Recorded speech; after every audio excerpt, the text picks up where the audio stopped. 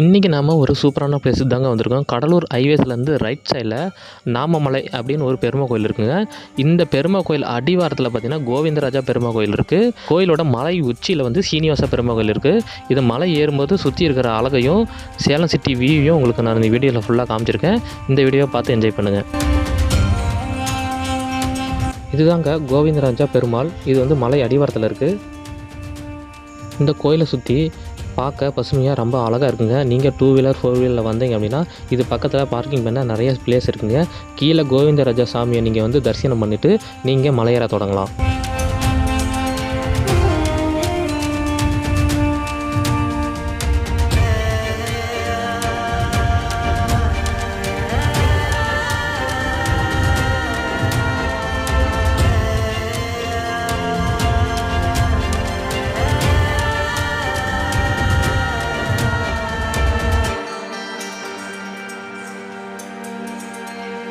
இந்த கோயிலோட என்ட்ரன்ஸில் மலை ஏறதுக்கான படி ஸ்டார்ட் ஆகுது.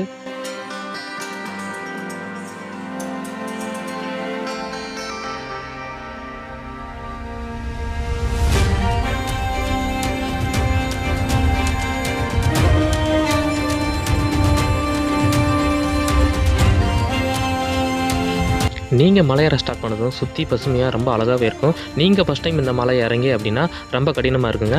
இந்த மலையோட மொத்த படிக்கட்டு பார்த்தீங்கன்னா 900 படிக்கட்டு. நீங்கள் குழந்தைகளோடு வரும்போது ரொம்ப ஜாக்கிரதையாக வாங்க. மறக்காமல் நீங்கள் வரும்போது கையில் தண்ணி பாட்டில் கொண்டு வாங்க. ஏன்னா இந்த கோயில் ஏறது ரொம்ப கடினமாக இருக்கும். தண்ணி கண்டிப்பாக உங்களுக்கு அவசியம் தேவைப்படும்.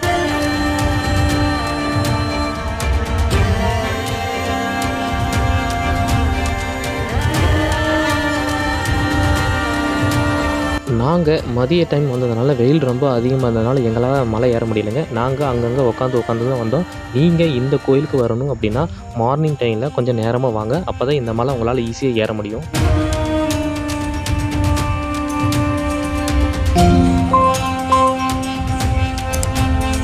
நீங்கள் மலை ஏறும்போது எந்த ஒரு தின்பண்டமும் கொண்டு வராதீங்க. ஹேண்ட்பேக், பர்ஸ் இப்படி எந்த ஒரு பொருளும் கொண்டு வராதீங்க. இங்கே குரங்குகள் ரொம்ப அதிகமாக இருப்பதுனால உங்கள் கையிலேருந்து அதை பறிச்சுட்டு பார்க்க வாய்ப்புகள் ரொம்ப அதிகமாகவே இருக்குது.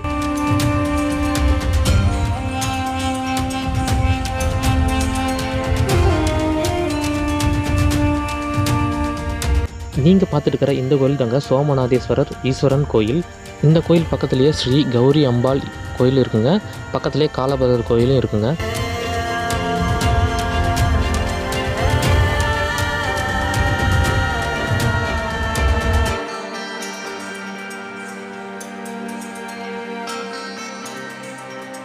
நாங்கள் இடநாளில் வந்ததுனால இந்த கோயிலில் எந்த கூட்டமும் இல்லைங்க. நீங்கள் வரும்போது சனிக்கிழமை கண்டிப்பாக வாங்க. சனிக்கிழமை தான் இந்த கோயிலில் ரொம்ப விசேஷமான நாள். சனிக்கிழமை அன்னைக்கு இந்த கோயிலில் அன்னதானமும் நடக்கும்.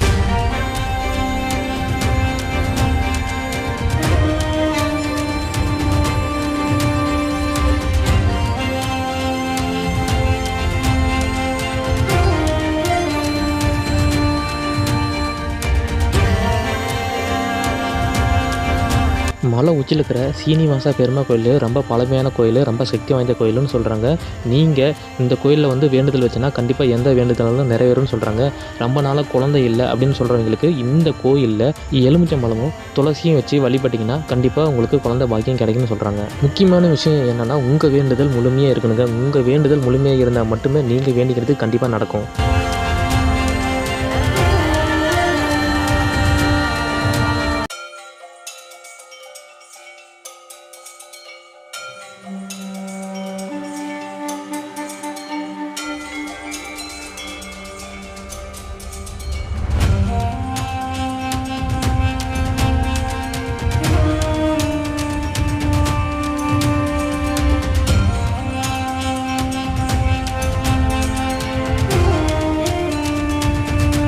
புரட்டாசி மாதம் ஒவ்வொரு சனிக்கிழமையும் இந்த கோயில் ரொம்ப விசேஷமாக இருக்குங்க. இந்த கோயிலில் தீபம் ஏற்றுவாங்க. அந்த தீபம் ஏற்றுற இடம் தாங்க இது.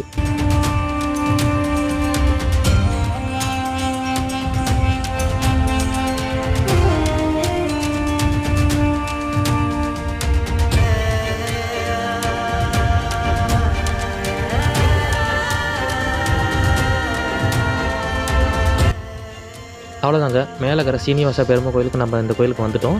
மேலே பாருங்கள், சுற்றி ரொம்ப அழகாகவே இருக்குது. இந்த கோயிலில் கொடி மரத்துக்கு நேராக ஒரு ஆஞ்சநேயர் கோயில் இருக்குங்க. இந்த கோயிலுக்கு வரும் பக்தர்களுக்கு அன்னதானம் கொடுக்கறதுக்கு தனியாக அன்னதான மண்டபம் இருக்குங்க. இங்கே குடிநீர் வசதி இருக்குது, கழிப்பிட வசதியும் இருக்குங்க.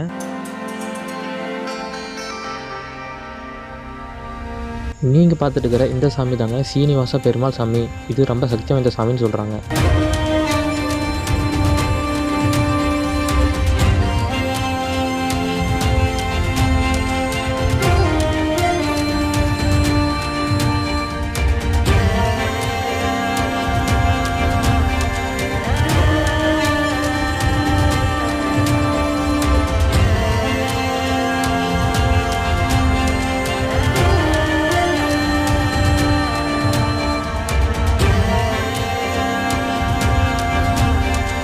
கோயிலை பற்றி சின்ன ஒரு வரலாறு இந்த கோயிலோட பக்தர் ஒருத்தர் சொல்லுவார். அது முழுமையாக கேளுங்க.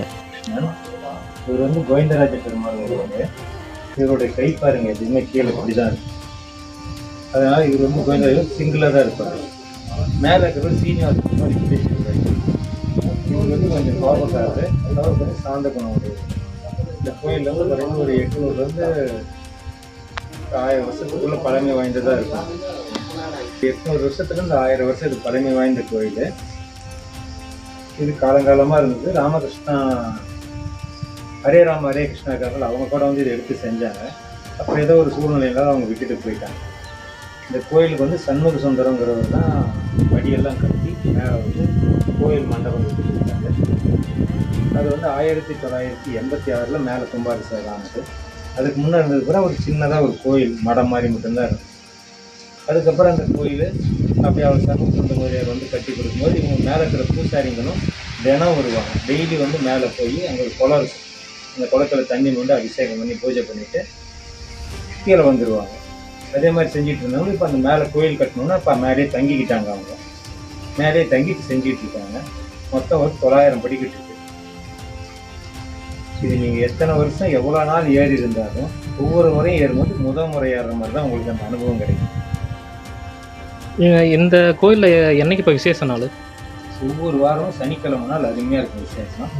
மேலே காலையில் 6 மணிலேருந்து இந்த சாயங்காலம் 6 மணி வரைக்கும் அன்னதானம் பண்ணுவாங்க.